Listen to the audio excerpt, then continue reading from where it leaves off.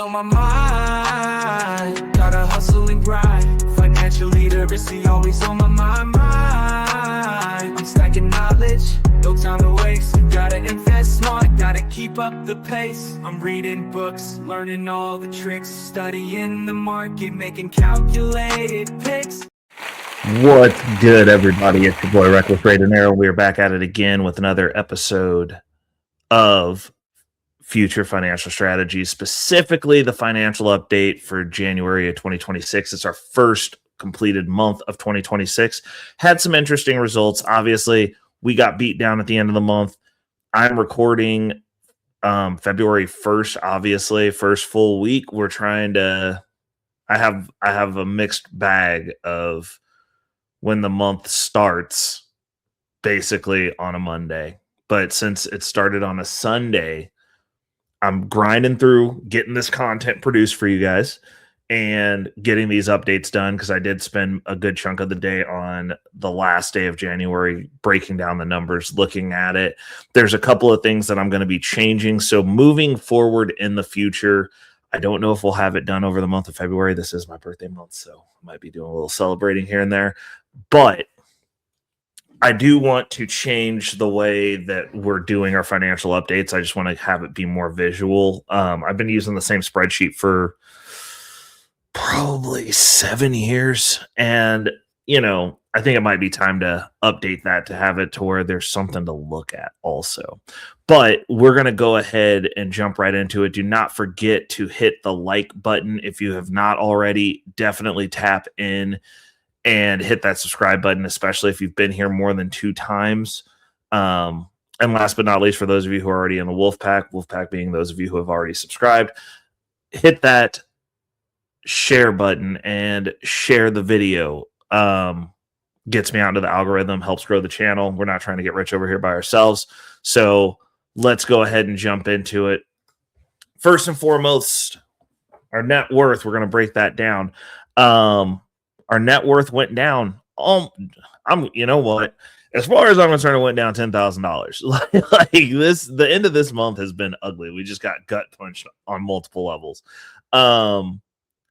The income portfolio is actually doing better than Bitcoin. Obviously, we had another pullback. People are asking if I'm still buying. Yes. I'm actually buying extra. So I have set tiers. I have a set amount that I buy regardless of price. If the price is below $90,000, I have another, I've done videos on this, another added amount of 10% off of the income that comes in that goes into our accelerated / leverage / advantage Bitcoin exposure, which is basically our Bitcoin treasury buys. And then if we are below 80, which we have touched below, if we're there still on payday, I'm going to add another 10% to that leveraged extreme exposure Bitcoin buy. So there really is no point at which I'm buying. It's just how much, and the lower the price goes, the more I buy. Oh, what if it goes to 60? Then I'll go all the way down until it's 50% of me being fully invested. I'll take 50% of my income and start buying Bitcoin. The reason I'll stop at 50% is I still have to continue to build up that income portfolio because our consumer debt's not paid off yet. So there is a limit, but that's a few stair steps down to numbers that I don't think we're going back to personally. But we had hold on, let me actually pull that screen up so I have my point of reference here also. So our net worth dipped down to $246,322.30 after the dust is settled. Not exactly the best way we want to do things, but when you're following a thesis and all of your net worth basically touches the same stuff, if Bitcoin goes down, so go with everything else. And I am fine with that. This is opportunity to buy, because later on in the year, when Bitcoin's pumping again, whenever that happens, I'll be beating my chest because I'm buying now after what everyone's saying I'm crazy. So that's our net worth. the actual number exactly that we are down is $9,552.24. Ugh. But I like to just say $10,000 because it makes me feel a little bit worse, and it also motivates me to buy a little bit more Bitcoin. So that's what I'm going with. Moving on to the next is the savings percentage. This is a big one, especially since we're staying fully invested. January, I made some adjustments. So we are most definitely fully invested as possible. Our savings percentage shot up 21.54% to an all-time high for me personally of 76.32%. So on the one hand, it's like, oh, well, the debt's growing. And it's like, yeah, but the asset base is growing too because I invest all my money first and I'm willing to float a little bit of debt to continue to fully invest all of my money on the front end and then handle what may need to be handled on the back end via my regular income that we get weekly via the weekly the income portfolio and the margin that we have in the income portfolio. And as we start hitting certain metrics in our long-term holdings and moving those positions over, because at first I am very systematic with how I do my portfolios, and I've always been an advocate of setting portfolios up for a specific purpose. But over my Charles Schwab account specifically, that income portfolio and being fully invested, I'm understanding why people do that with a blended portfolio, because then you have just kind of stuff that's in there that is specifically adding to your margin, which gives you a larger margin base, which again allows you to make bigger moves. And it's not necessarily that I want to be leveraged to the hilt, but I do see the value in that. And specifically for my Bitcoin related holdings, those are going to end up moving over in chunks because there's no point in moving it over one share at a time. I don't care about that. But like, every 10 shares or so on certain positions, that kind of matters. So we'll be moving some of those positions and you'll see a little bit of flow between the long-term holdings, which are always going to be a thing because it helps me separate the money. So I'll do my buys in that portfolio, but after they get to certain metrics, which is generally between 5 to 10 shares, depending on the cost of it, and how much it's going to be pulling over into the portfolio, there'll be a little bit of movement between those two portfolios in addition to just where I'm buying. But all of my long-term purchases will always be over in the long-term portfolio. It's just some of those positions, the ones that are marginable, will migrate their way over to the income portfolio eventually, probably up until a certain dollar amount. When I get about $60,000 set in that portfolio, I'll kind of leave it alone. But until then, we're gonna have to do what we got to do, because obviously with the markets being what they are, there's no straight lines up. There's a lot of volatility, and we are running it hot because we're just starting out that portfolio. We're fighting our way around $40,000 right now. Actually, I'd say 44, 45, but like we've been as high as 54. But again, you're constantly having to make adjustments. That portfolio does require work weekly. I'd probably say 1 to 2 hours. It's not like work. It's not like going to work.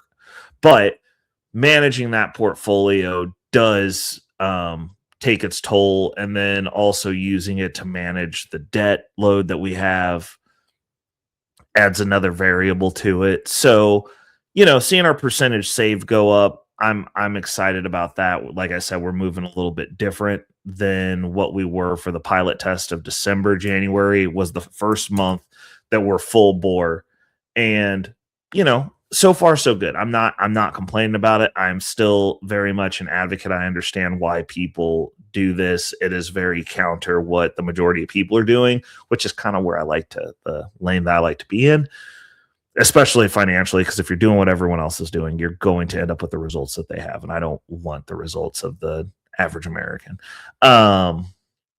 Moving forward, we're going to go to total saved. We saved a total of $6,607. Now, saved, I understand that has a little bit of a stereotype to it. I do not save in the banking account.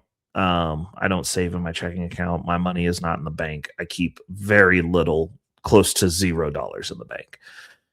And every month that we adjust how we're doing our fully investedness, I end up keeping even less, because like before I had a few $1,000s in the bank, and now I am back to like $60 in the bank. So if the bank thinks I'm broke, which is cool, I'm like, look at the brokerage account. It's fine. That's where all the money is.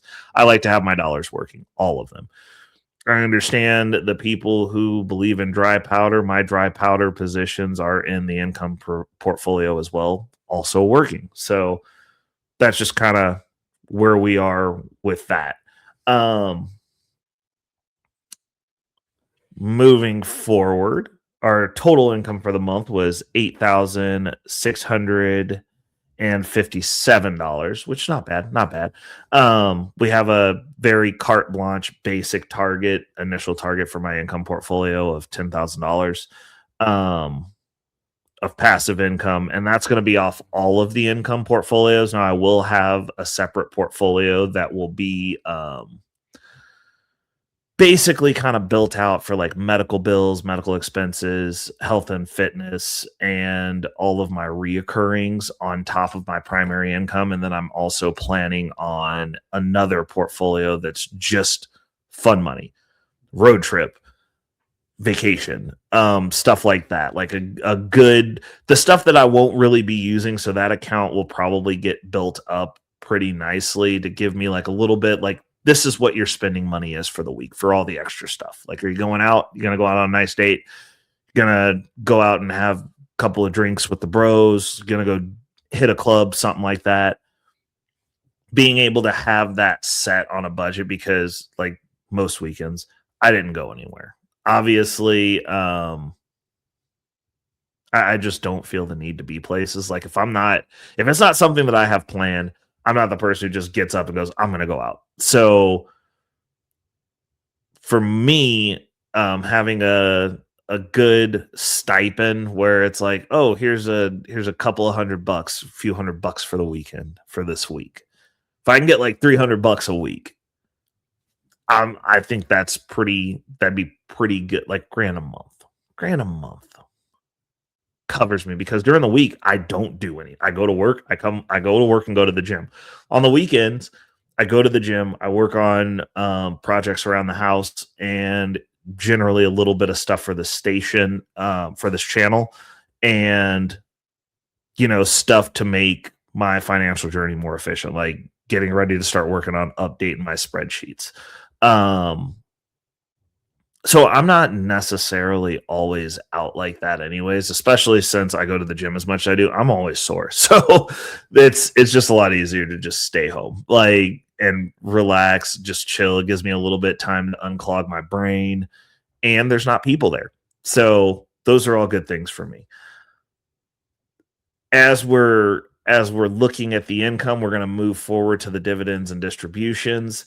We made $2,897 in distributions. A little bit off the mark at $3,000, but the market is volatile. The income's inconsistent. So being still really, really close to $3,000 isn't that bad. Still got plenty of room for growth to get to 10,000. Plenty of leeway. But, this is one month where, you're not going to consistently beat what your take home is. Plus, obviously, any opportunity to get some extra work in, I'm going to go do that. So I made a little bit extra in W-2 income this month, which was good, because we get to buy on the dip. We're going to continue buying on the dip. We have some dry powder that we do have the ability to release. So we'll probably be, depending on what the market opens up looking like on Monday, we'll probably be doing a little bit of that too. But that's totally dependent, because my income portfolio has semi decoupled from Bitcoin because Bitcoin's been having some pretty horrible days. And I look at the income portfolio and I was like, oh, I've actually got this diversified in a fashion to where a lot of the positions in there give it the ability to go in the opposite direction of Bitcoin sometimes, which is nice. Generally, when Bitcoin's up, that portfolio is also up, but it's not always dragged down with Bitcoin, which is awesome. Last but not least, we're going to go ahead and hit you with the monthly credit score as we end the month. We were up 2 points from the month prior because I believe we ended the last month out at 724. This month, we're ending out at 726. Now, that's pretty awesome considering that we are utilizing a lot of debt. And I mean, not a lot, but for me, it is. And one of the other things that we'll be going over on our Operation Debt Crusher towards the end of the week here, we actually went horrendously in the wrong direction. So one of the things that I had to do is I did end up running into a large expense. I had to get a new phone. My Bluetooth started going out on my iPhone. Now, I used to be one of those people who would blow money every year to get a new phone, and I finally broke that habit. And I'd been waiting. I'd been putting it off. So I had an iPhone 14 Pro Max that I love. I'm shooting this video on it right now. It's what I use for my camera. Now its tour of duty as a phone is over, and it's just a camera now. But the Bluetooth went out on it. And for my job, I am easily distracted by outside noise. And I work partly in construction, partly in IT. And a lot of time I'm doing IT while construction's going on. So it's very distracting and it just makes me mad. Like I can get through the day, but like I'm angry the whole time because I can't focus. Like I like to be able to control when the outside noise gets in. It's basically kind of my deal. It allows me to kind of get into my little zone. I can hit a flow state and I can work faster. My Bluetooth went out, so my headphones didn't work. And it wasn't that like the Bluetooth went out completely. It's intermittent. It like comes on for a second and then goes off and then comes on for a second and then goes off. And I hate it. And so, we're at the iPhone 17 Pro Max now. So I had to go get one, which along with all the other stuff that we're paying for, added an extra large expense into my existence that I didn't ask for. So we went the wrong way with the debt. We went way the wrong way. So as a result, this month, we're really kind of planning strategically. Like I do have one thing that I'm planning on that's going to be a trip that I'm considering my birthday trip. And that's probably going to be my birthday present to myself that I'm going to spend some money. But outside of that, we're probably not, I'm trying not to buy anything that's not absolutely needed. Like I've already started like cutting back on if it's not food or vitamin related, I'm probably not buying it. Outside of this car, because this month landed, I also have to go take my car in for service. So oil change, fluids, all that fun stuff. And that's going to be happening this month. But outside of that, like we're not doing anything but paying off bills. That's what we're doing, is getting the debt back in order. Because like we went way in a direction that I don't like. So that's what we're doing. But the reason the credit score is a thing and it kind of fluctuates, especially in my account that I check, like we're doing this monthly update, is because I'm actively utilizing the credit. Like we're using it to buy stuff or to buffer us so that we can buy more assets. And then this month, February being a historically tough month for stocks in general, we're planning on our contingencies for riding that wave. Like I'm not really worried about not being able to pay anything. We have plenty of margin and we get weekly income, and it's generally in a pretty decent range, and we have more margin to tap. So that's kind of where we're sitting with it. We're gonna go ahead and leave it on that note. Like when you, obviously, long story short, too long didn't read. When you use your credit score fluctuates. Like it's not just supposed to sit at one number for indefinitely ad infinitum. The better the number is, that's the higher the number goes. When you're at the highs, that's when you deploy credit, and then, you build it back up. Credit goes down as you deploy it. You build it back up as you pay the credit off, manage it well, play the game, durka, rinse and repeat. And that's your gem for this episode. So as I was saying, I hope you guys are getting some value out of tracking my journey. Again, every month isn't just number go up, beat our chest. Sometimes numbers go in the direction that we don't want them to go, and you're fighting through it. You're making progress, and usually you're not making progress in one area, but you're making progress somewhere else. That's what finance is. These people that are selling you this pipe dream that everything just goes swimmingly well the entire time, they're liars. They're liars. They're like not giving you real numbers. They're not giving you actual transparency. They're curating an image so that they can sell you something. And I don't have anything to sell you. So that's the reason I just tell the truth. Till next month, people, this has been the financial update for January of 2026.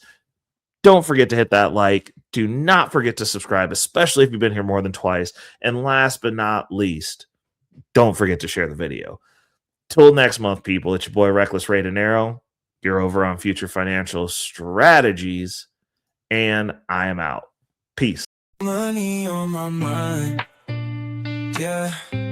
Focus, got no time for games, nah. I don't play it, I'm all about that financial literacy. Investing in my future, building generational wealth. Dollar bills, they be calling my name, but I ain't chasing fame, I'm chasing change. Learn the game, now I'm playing it smart. Putting my money to work, it's an art. I'm stacking paper, building my own empire. No more living check to check, I'm getting higher. Investing in stocks, real estate, and more. Gotta secure the bag, that's what I came for.